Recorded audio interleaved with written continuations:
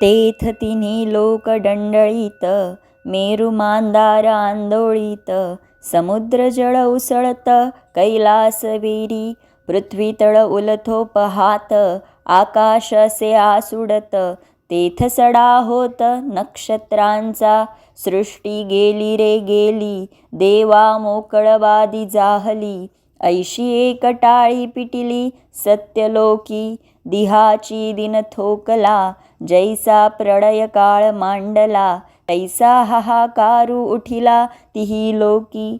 अर्थात त्यामुळे तिन्ही लोक डळमळू लागले. मेरू व मांदार हे पर्वत मागे पुढे झोके खाऊ लागले व समुद्राच्या लाटा कैलासापर्यंत उसळल्या. पृथ्वी तळ उलटतो की काय व आकाशाला हिसके बसू लागल्यामुळे नक्षत्रांचा सडाच होतो की काय असे वाटू लागले. सृष्टी गेली रे गेली, देवांना निराधार स्थिती आली, अशी ब्रह्मलोकात एकच ओरड झाली. दिवसात सूर्य थांबला व ज्याप्रमाणे प्रलयकाल सुरू व्हावा त्याप्रमाणे तिन्ही लोकांत हाहाकार उडाला.